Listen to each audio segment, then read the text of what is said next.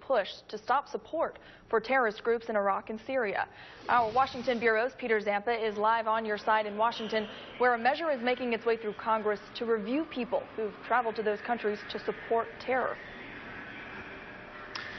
Christie, Congress is trying to stop ISIS supporters on the homeland before they get the chance to travel to war zones in Iraq or Syria.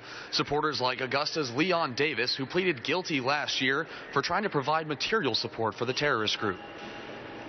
Congress says a key role for Congress is to provide oversight, so he wants reports from the Obama administration on these American terrorist supporters. This is the kind of work that the intelligence community and Department of Homeland Security should already be doing, but we need that feedback up here in Congress. Congressman Jody Hice says the apprehension of Leon Davis last year was one of few successful plot busts. The question is, how many hundreds of others like him are we not catching?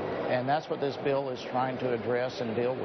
The bill calls for reports on how these Americans get to Iraq and Syria, why they travel there, and suggestions on how to prevent future cases. We talk a lot up here in Washington, D.C., how it's hyper-partisan, but when it comes to this issue, to have unanimous support on this topic is a sign that there is a commitment to fight terrorists and to keep them on the run and off our shores.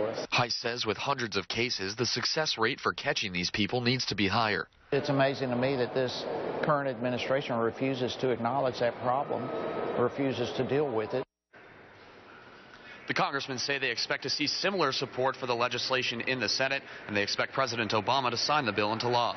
Live on your side in Washington, I'm Peter Zampa.